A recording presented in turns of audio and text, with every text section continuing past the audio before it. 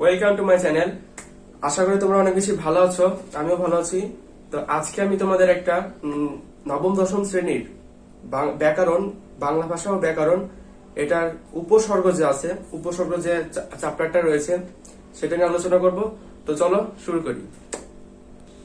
তো প্রথমে আমরা দেখতে হবে যে উপসর্গটা আসলে কি।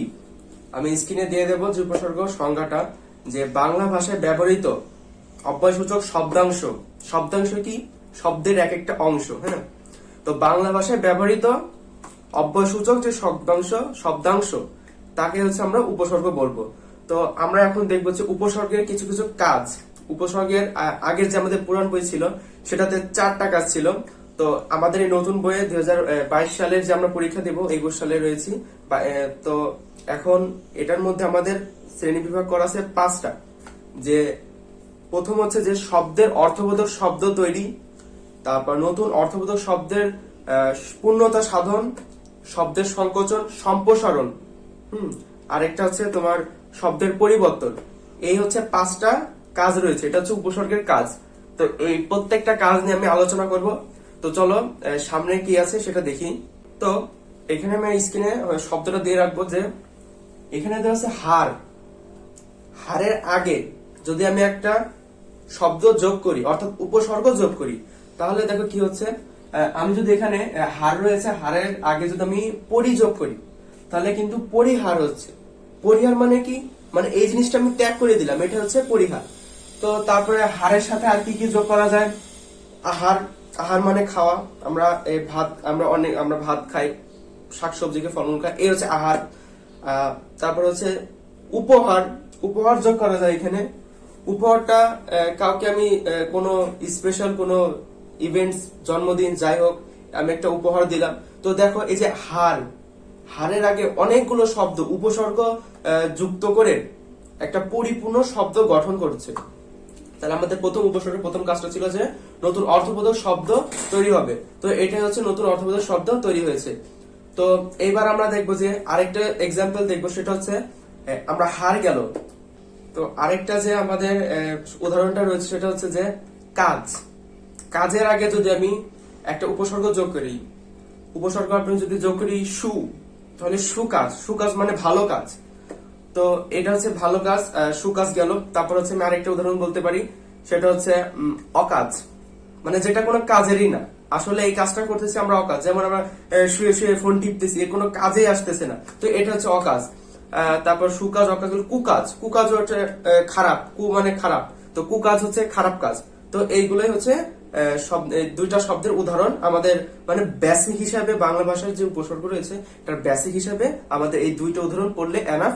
আর উপসর্গের আমাদের দেখতে উপসর্গ কাকে বলবে, তারপর হচ্ছে উপসর্গের কাজটি, উপরে উপসর্গের কাজ হচ্ছে 5টা, হ্যাঁ। তাহলে উপসর্গের কাজটা 5টা কাজ মনে রাখতে হবে, প্লাস আমাদের উপসর্গের যে সংজ্ঞাটা সেটা মনে রাখতে হবে। আর দু একটা উদাহরণ আমরা যদি পারি তাহলে আমাদের পরীক্ষায় এমসিকিউ আসলে আমরা সহজে এটা অ্যান্সার করতে পারবো। তো বাংলা ভাষায় আমাদের যে উপসর্গ রয়েছে এটা কিছু প্রকারভেদ রয়েছে। প্রকারভেদটা হচ্ছে বাংলা ভাষায় উপসর্গ হচ্ছে 3 প্রকার। একটা হচ্ছে বাংলা, আরেকটা হচ্ছে তৎসম সংস্কৃত, আরেকটা হচ্ছে বিদেশি শব্দ। তো আমাদের এখন জানতে হবে যে বাংলা ভাষায় যে উপসর্গ, বাংলা ভাষায় উপসর্গ সেটা হচ্ছে কয় প্রকার। তা বাংলা ভাষায় উপসর্গ রয়েছে হচ্ছে কয় প্রকার, এটা আমরা বাংলা ভাষায় উপসর্গ কয়টি রয়েছে। বাংলা ভাষায় উপসর্গ রয়েছে হচ্ছে মোট হচ্ছে 21টি। আর হচ্ছে আমাদের তৎসম সংস্কৃতের মধ্যে রয়েছে হচ্ছে 20টি। আর বিদেশি হচ্ছে অসংখ্য বা অনির্ণয় বা অসংজ্ঞায়িত, যাই বলি, ইনফিনিটি যাই কিছু বলি। বিদেশি ভাষার শব্দকে আমরা মানে গণনা করতে পারবো না। কিন্তু আমরা হচ্ছে যদি আমরা দেখি যে বাংলা খাঁটি বাংলা যেটা উপসর্গ সেটা হচ্ছে 21টি। তারপর হচ্ছে তৎসম উপসর্গ হচ্ছে এখানে 20টি। আর বিদেশি উপসর্গ যেটা বললাম যে এটা হচ্ছে অনির্ণয় বা অগণিত, এটা আমরা মানে হিসাব করতে পারবো না গুণে। তো এখন বাংলা উপসর্গের মধ্যে আমাদের কিছু যে রয়েছে, যে আমরা যদি বোর্ড বইটা খুলি, এই দেখো তোমার আমার সামনে বোর্ড বইটা আছে, যে এখানে বোর্ড বইয়ের মধ্যে এই যে উপসর্গগুলো দেওয়া আছে, অঘা, অনা, দেখো এই যে দেখতে পাচ্ছ কিনা, অঘা, অনা, আ, আর, আন, আব, ইতি, উন, কদ, কু, নি, পাদ, বি, ভর, রাম, সরসা, সুহা। তো এইগুলো যে রয়েছে এইগুলো কিন্তু আমাদের মানে মনে রাখার জন্য কিছু ট্রিক্স রয়েছে। সেই ট্রিক্স গুলো আমরা যদি অ্যাপ্লাই করি তাহলে আমরা সহজে এইগুলো মনে রাখতে পারবো। দেখো এইখানে উপসর্গ রয়েছে, এর মধ্যে এই যে দেখো এখানে হচ্ছে উপসর্গ রয়েছে, এখানে উপসর্গ রয়েছে, তার পাশে অর্থদোতকতা রয়েছে, মানে এখানে কিছু উদাহরণ রয়েছে। দেখো যে অঘারাম, অঘাচণ্ডী, এটা কি শব্দে অর্থে? অঘারাম বলতে আমরা বুঝি যে এটা হলো বোকাকে বোঝাচ্ছে, অঘাচণ্ডীকে বোকাকে বোঝাচ্ছে। তারপর এমন আছে আর চোখে, আর নয়নে, মানে চোখটা একটু বাঁকা করে, বক্র। তো এইগুলো আসলে মানে শব্দটা আছে যে শব্দের মানে মেন যে মানে যেটা বোঝাচ্ছে শব্দ মানেটা কি, তো এইটা যদি আমরা পারি তাহলে আশা করি এটা মানে এমসিকিউ আসলে আমরা পারবো। আর হচ্ছে এখানে যে 21টা যে বাংলা উপসর্গ রয়েছে, এটা উপসর্গের মধ্যে কিছু আমি ছন্দ করে দেব, যে মানে গল্প আকারে থাকবে। হ্যাঁ, ছন্দটা আমি আমার নিজের মতো করে বানিয়েছি, আমার শ্রদ্ধেয় স্যারেরা রয়েছে, তাদের আমার কাছ থেকে আমি হেল্প নিয়েছি। তো এটা আমি এখন তোমাদের সামনে মানে স্ক্রিনে দেখবে এখন। তো স্ক্রিনে দেখতে পাচ্ছ যে বাংলা উপসর্গ মনে রাখার কিছু উপায়, সেটা হচ্ছে প্রিয় অঘারাম ছেলে অজভর, বাজার থেকে খাট আনসনি, এটা হচ্ছে একটা নোয়াখালীর ভাষা।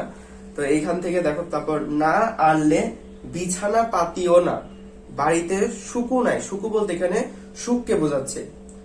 অ হাসা কইসি, তারপর ইতি তোমার আব আ, বাড়ি 19, থানা 2500, জেলা কদরগঞ্জ। এখানে দেখো প্রিয় অঘারাম, অঘারামের হচ্ছে অঘা আর হচ্ছে রাম, ছেলেটা হবে না, অজভর, অজ আর হচ্ছে ভর। তারপর হচ্ছে বাজার থেকে খাট আন আছে এখানে, আন সো নি, না আনলে বি, বিছানার বি, পাতি পয়কারে পার তৈরস্বী পাতি অনা, মানে এখানে দুইটা আছে, তিনটা আছে, যে বি আর হচ্ছে পাতি ওনা, মানে বিছানা পাতি ওনা। তারপর হচ্ছে এখানে সুকু আছে, সুকু হচ্ছে কিন্তু দুইটা আলাদা শব্দ, একটা হচ্ছে সু আর একটা হচ্ছে কু। তাহলে সুকু বলতে এখানে আমাদের সুখকে বোঝাচ্ছে, সুকু নাই। অ হাসা কইছি, মানে হ্যাঁ সত্যি বলছে, সেটাই বোঝাচ্ছে। তারপর ইতি তোমার আব আ, আব্বা না কিন্তু আব আব, ঠিক আছে। আর হচ্ছে বাড়ি হচ্ছে 19 দ্বারা এখানে কি বোঝাচ্ছে জানো? 19 দ্বারা হচ্ছে প্রথমে হচ্ছে উন, দেখো তোমরা বাংলা উপসর্গের 21 উপসর্গের মধ্যে রয়েছে, দেখো উন। তারপর থানা হচ্ছে 2500 আর, ঠিক আছে। আর জেলা কদরগঞ্জের হচ্ছে কদ।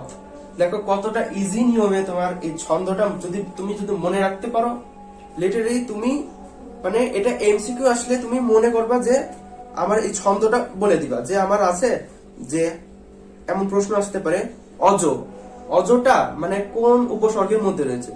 তো আমার তো ছন্দ মুখস্থ, তোমার যদি ছন্দটা মুখস্থ থাকে তখন তুমি সঙ্গে সঙ্গে মানে মনে মনে বলবা যে প্রিয় অঘরামের ছিল অজভর, বাড়িতে খাট আনছো নাকি, না আনলে বিছানা পাতিও না, তারপর হচ্ছে বাড়িতে সুকু নাই, তারপর হচ্ছে তা কইছি, তারপর ইতি তোমার আব্বা, গ্রামের নাম হচ্ছে 19, তারপর হচ্ছে থানা হচ্ছে 2500 আর হচ্ছে জেলা হচ্ছে কদরগঞ্জ। তুমি যদি এটা মনে রাখো তাহলে তুমি দেখবা যে এই না তো আমি যে এই অজভর, অজ কিন্তু আমার বাংলা উপসর্গের মধ্যে রয়েছে। তো এইভাবে তুমি ট্রিক গুলো মনে রাখবা, আশা করি পারবা, ঠিক আছে। আর হচ্ছে এর মধ্যে যে রয়েছে না উদাহরণ গুলো রয়েছে, সেই উদাহরণে তুমি বাংলাগুলো পড়বা, বাংলাগুলো যদি তুমি অর্থ পারো তাহলে আশা করি বাংলা উপসর্গ নিয়ে কোনো সমস্যা হবে না। তো এখন আমরা দেখবো হচ্ছে বাংলা উপসর্গ গেল, তৎসম সংস্কৃত উপসর্গ দেখবো। এখন আমি দেখবো হচ্ছে তৎসম সংস্কৃত উপসর্গটা। এই তৎসম সংস্কৃত উপসর্গ হচ্ছে মোট হচ্ছে 20টি। তো তোমার যদি বোর্ড বই সামনে থাকে তুমি বোর্ড বইটা একটু খোলো, যে বোর্ড বইয়ের মধ্যে দেখো এই যে উপসর্গগুলো দেওয়া আছে, প্র পরা, অপ, সম, নি, অব, অনু, নির, দূর, বি, সু, উদ, এগুলো রয়েছে। পরের পৃষ্ঠারও রয়েছে। তো এইগুলো মনে রাখার কিছু আমি ট্রিক কিছু বের করেছি। প্রথমে একটু দেখো, তোমরা যারা একটু এটা আগে পড়েছো তোমরা অবশ্যই বুঝতে পারছো যে এইখানে আশু বিনি, এই যে আশু বিনি, এইটা বাংলা উপসর্গেও রয়েছে, তৎসম উপসর্গেও রয়েছে। তো এইটা আমরা কিভাবে মানে যদি আসে যে আশুবিনীর তা এটা হচ্ছে কোন উপসর্গে, বাংলা না হচ্ছে তৎসম সংস্কৃত উপসর্গে? তো তখন আমাদের মাথায় হ্যাং করবে, তখন আমরা বলতে পারবো না যে কোনটা কোন উপসর্গে। তো কোনো হ্যাং এর কোনো বিষয় না এখানে। তো এখানে হচ্ছে আমাদের কিছু নিয়ম আমার দেখতে হবে, যে এটা হচ্ছে তৎসম সংস্কৃতের মধ্যে এটা কি সংস্কৃত না বাংলা। যদি থাকে এখানে দেখো আশুবিনী, হ্যাঁ, তো এইগুলোর চারটার মধ্যে যদি যে কোনো একটা থাকে দিয়ে যদি বলা হয় যে এটা হচ্ছে কোন উপসর্গের মধ্যে রয়েছে, তখন আমার দেখতে হবে যে আশুবিনীর আগে, হ্যাঁ, আশুবিনী তো উপসর্গ, আশুবিনীর আগে কি রয়েছে আমার, সেটা শব্দটা সংস্কৃত না বাংলা। এখন কোন শব্দ সংস্কৃত কোন শব্দ বাংলা এর কিছু আমি তোমাদের নমুনা এখানে দেখাচ্ছি। তো সংস্কৃত উপসর্গ চেনার উপায়, সংস্কৃত উপসর্গের চেনার উপায়ের মধ্যে রয়েছে হচ্ছে হিন্দু ধর্ম সংক্রান্ত কোনো শব্দ যদি থাকে উপসর্গের আগে, অর্থাৎ আশুবিনী এর আগে যদি কোনো হিন্দু ধর্ম সংক্রান্ত কোনো শব্দ থাকে তাহলে সেটা হবে সংস্কৃত উপসর্গ। তারপর যুক্ত বর্ণ যদি থাকে, আশুবিনী এর আগে যদি যুক্ত বর্ণ যুক্ত থাকে তাহলে অবশ্যই এটা সংস্কৃত শব্দ হবে। তারপর যদি থাকে হচ্ছে নীল, শব্দের আগে যদি নীল থাকে তাহলে অবশ্যই সেটা হবে তৎসম সংস্কৃত। আর হচ্ছে মূর্ধন্য যুক্ততা যদি থাকে, মূর্ধন্য, হ্যাঁ, এই হচ্ছে মূর্ধন্য যদি থাকে তাহলে সেটা হচ্ছে সংস্কৃত উপসর্গ। তাহলে আশুবিনীর আগে যদি আশুবিনী, এটা হচ্ছে আশুবিনী, হ্যাঁ, এর আগে যদি আমাদের যদি কোনো সংস্কৃত শব্দ থাকে বা বাংলা শব্দ থাকে, কি করে আমরা বুঝবো? তাহলে সংস্কৃত শব্দ চেনার উপায় হচ্ছে কয়টি? চারটি। হিন্দু ধর্ম সংক্রান্ত শব্দ, তারপর শব্দের আগে যদি মূর্ধন্য থাকে, তারপর যদি নীল থাকে, আর হচ্ছে যুক্ত বর্ণ যদি যুক্ত থাকে তাহলে সেটা হচ্ছে সংস্কৃত উপসর্গ। আর যদি সংস্কৃত উপসর্গ যদি হয় তাহলে সেটা হচ্ছে কোন উপসর্গ হবে? সেটা হচ্ছে তোমার তৎসম সংস্কৃত হবে। আর যদি শব্দ যেমন বাংলা থাকে তাহলে অবশ্যই এটা খাঁটি বাংলা উপসর্গ হবে। তো এখন আমরা কিছু উদাহরণ দেখব। এখানে স্ক্রিনে দেখো যে আমি একটা উদাহরণ লিখেছি, নীলাজ, আশুবিনীর মধ্যে রয়েছে ন। তাহলে আমার এখন প্রশ্ন যে এটা হচ্ছে কোন উপসর্গের মধ্যে অবস্থিত? তো নীলাজ এখন আমার দেখতে হবে কোন উপসর্গের মধ্যে অবস্থিত, অর্থাৎ নীর আগে আমার কি হয়েছে? লাজ। তো এখন লাজ কি আমার সংস্কৃত না বাংলা? আমি চারটা পয়েন্ট বলেছিলাম, যেটা হচ্ছে তোমার হিন্দু ধর্ম সংক্রান্ত শব্দ থাকলে, মূর্ধন্য থাকলে, যুক্ত বর্ণ থাকলে, আর শব্দ সেটা নীল থাকলে। দেখো আমার এই লাজ এর মধ্যে চারটা পয়েন্টের একটাও না, তার মানে কি? তার মানে কি হবে? বাংলা হবে। তাহলে কি হবে? এটা বাংলা উপসর্গ। আচ্ছা, তাহলে নীলাজ কি হবে? বাংলা উপসর্গ। তারপর সেকেন্ড দেখো আরেকটা উদাহরণ, যে নীললাজ্জ, নীলাজ বলেছে, এখন নীললাজ্জ, নীললাজ্জ কোনটা হবে? দেখো নীললাজ্জের ক্ষেত্রে আমার এখানে দেখো জফলা আছে, জফলা আছে, তার মানে এটা হচ্ছে যুক্ত বর্ণ। আমার চারটা নিয়ম যেটা ছিল সংস্কৃত শব্দ চেনার মধ্যে, তো চারটা নিয়মের হচ্ছে যে যদি যুক্ত বর্ণ থাকে অবশ্যই সেটা সংস্কৃত হবে। তো এখন হচ্ছে আবার আরেকটা উদাহরণ, সেটা হচ্ছে বিফল। দেখো বিফল, বিফলের ক্ষেত্রে ফল, ফল কিন্তু বাংলা শব্দ, ঠিক আছে, কারণ চারটা নিয়মের একটাও পড়ে না, তো এটা হচ্ছে বাংলা শব্দ। তারপর হচ্ছে বিজ্ঞান, বিজ্ঞান, জ ইও, এটা কিন্তু যুক্ত বর্ণ, জ ফলা যুক্ত বর্ণ ছিল, শুধু সংস্কৃত, জ ইও বিজ্ঞান হয়েছে। তো এই বিজ্ঞানটা আবার কোন শব্দ? বিজ্ঞানটা অবশ্যই এটা হচ্ছে সংস্কৃত শব্দ হবে। আমি আরো কিছু দিচ্ছি, যেমন নির্ণয়, নির্ণয়ের ক্ষেত্রে কিন্তু এখানে দেখো নির্ণয় বানানে আমরা কিন্তু মূর্ধন্য ইউজ করি, অর্থাৎ আমার নিয়মে ছিল যে মূর্ধন্য যদি ইউজ করা, মানে মূর্ধন্য যদি কোন উপসর্গের আগে থাকে, কোন উপসর্গ? আশুবিনী উপসর্গের আগে যদি থাকে তাহলে সেটা অবশ্যই হবে সংস্কৃত। এখন হচ্ছে তারপর হচ্ছে সুনাম, সুনীল, দুইটা আমি পরপর দিলাম, সুনাম, সুনীল। এখন নীল, নীল আছে, যদি নীল যুক্ত থাকে তাহলে সেটা হচ্ছে তৎসম, না সরি, হ্যাঁ ঠিক আছে, তৎসম সংস্কৃত। আর যদি তোমার সু নাম যদি থাকে, নাম, এটা কিন্তু বাংলা উপসর্গ। তো এই ছিল আমাদের যে মূল কনসেপ্ট, সেটা হচ্ছে কোনটা সংস্কৃত কোনটা বাংলা। আর হচ্ছে প্রথমে যেটা আমি বলতে ভুলে গিয়েছি সেটা হচ্ছে যে এই যে আমাদের তৎসম সংস্কৃত রয়েছে 20টা, এইটা মনে রাখার কিছু ট্রিক তুমি এখন স্ক্রিনে দেখতে পাচ্ছ। তো আশা করি এটা আমি একটু বলে দিই, ঠিক আছে? দেখতে পাচ্ছ ট্রিকটা হচ্ছে যে অপি অভি, দুই বন্ধু প্রতিদিন, অনু হচ্ছে একটা মেয়ে, অপি অভি হচ্ছে দুইটা বন্ধু, প্রতিদিন দূর থেকে অনুদের পর্যবেক্ষণ করে অতি উৎসাহে আশুবিনী বলে ডাকে। তাহলে কি ছিল? অপি অভি দুই বন্ধু প্রতিদিন দূর থেকে অনুদের নীর বলতে এখানে বাড়ি বোঝানো হচ্ছে, অনুদের পর্যবেক্ষণ করে অতি উৎসাহে কি বলে ডাকে? আশুবিনী বলে ডাকে। হ্যাঁ, আশুবিনী বলে ডাকে। আশুবিনী মানে আই চলে আই, এটা না বলে বলে আশুবিনী, এটা হচ্ছে তাদের মানে এটা ছন্দ, এটা ঠিক আছে, এটা আমার নিজের মতো করে আমি বানাইছি।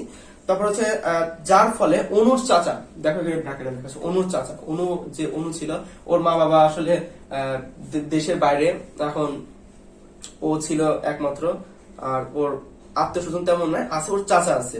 আর ওর চাচা ছিল একটা উপনেতা, নিষ্ঠাপরায়ণ উপনেতা ছিল।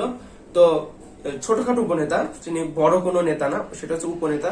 তো নিষ্ঠাপরায়ণ উপনেতা অধিকারী বলে, নিষ্ঠাপরায়ণ উপনেতা অধিকারী বলে প্রভাব খাটিয়ে দুইজনকে সমপরিমাণ অবমাননা ও অপমান করে। তাহলে দেখতে পাচ্ছ যে এই হচ্ছে মনে রাখার কিছু মানে নিয়ম। তোমরা যদি গল্প মানে এই যে ছন্দটা দেখলাম না, এই ছন্দটা যদি মনে করো তুমি একটু ভালো করে একটু 2-3 বার যদি মুখস্থ করো হয়ে যাবে। এখন তোমার যদি আসে যে অতি, তোমার আসলে যে অতি কোন উপসর্গ, আমার প্রথমে আমি ওই যে ছন্দটা মনে রাখবো, যে আমার ছন্দ আমার হচ্ছে যদি বাংলাটাকে, বাংলা যে আমি বললাম যে বাংলা উপসর্গের ক্ষেত্রে যে ছন্দটা সেটা পড়বো, আর একটা হচ্ছে আমি তৎসম সংস্কৃত ক্ষেত্রে ওটা বলবো। দেখবো আমার কোনটার মধ্যে সেটা যায়, আর যেটাই যাবে সেটা হচ্ছে তোমার ওই উপসর্গ। তো এখন আমি বিদেশি উপসর্গটা কন্টিনিউ করবো। আশা করি এই নিয়ে কোনো কমপ্লেন মানে সমস্যা থাকবে না, এইগুলো আসলে কমন জিনিস। তবুও অনেকেটা ভয় পায়। এখন আমরা দেখবো বিদেশি শব্দগুলো, এখন বিদেশি শব্দ তো অগণিত, এটা মানে গুণে শেষ করা যাবে না। আর বিদেশি শব্দের মধ্যে প্রকারভেদ রয়েছে, যেটা হচ্ছে ফার্সি, আরবি, আরেকটা হচ্ছে ফার্সি, 4টা রয়েছে। ফার্সি ফার্সি কিন্তু ইরানের, আর ফরাসি কিন্তু ফ্রান্সের, ঠিক আছে, এটা মনে রাখবা। ফার্সিকে যদি ফরাসি বলো তাহলে কিন্তু এটা সম্পূর্ণ ভুল, ঠিক আছে। তাহলে ফার্সি, আরবি, তারপর হচ্ছে হিন্দি, আর একটা হচ্ছে ইংরেজি, ঠিক আছে। তো এই হচ্ছে বিদেশি উপসর্গ। বিদেশি উপসর্গের মধ্যে প্রথম হচ্ছে যে রয়েছে সেটা হচ্ছে ফার্সি। ফার্সি হচ্ছে মোট হচ্ছে 10টা হচ্ছে।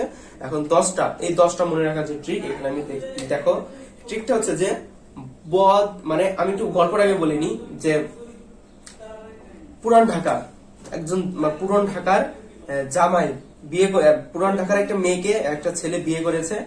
এখন বিয়ে করার পর জামার সাথে মানে স্বামীর সাথে তার ঝগড়া লেগেছে। তো তারপর সে মেয়েটা পুরান ঢাকায় যেহেতু, সে রাগবাগ করে চলে এসেছে তার বাড়ি। তারপর হচ্ছে সে হচ্ছে বাড়িতে আসছে, এখন তার স্বামী তাকে নিতে এসেছে। এখন তার বাড়ির যে আত্মীয় স্বজন রয়েছে, মা বাবা রয়েছে, ভাই বোন রয়েছে, তারা আসলে মানে আসার পরে বলছে যে খেতে বলছে।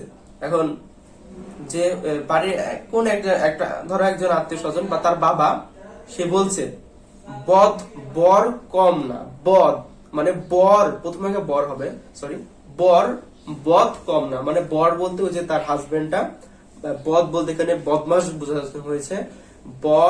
বদ কম না মানে সে কম বেয়াদব না, ঠিক আছে, এটাই বুঝাইছে। তারপর মানে বেয়াদব, ঠিক আছে, এটা সংক্ষেপে ওরা বলেছে তারপর হচ্ছে নিমফি দরকার।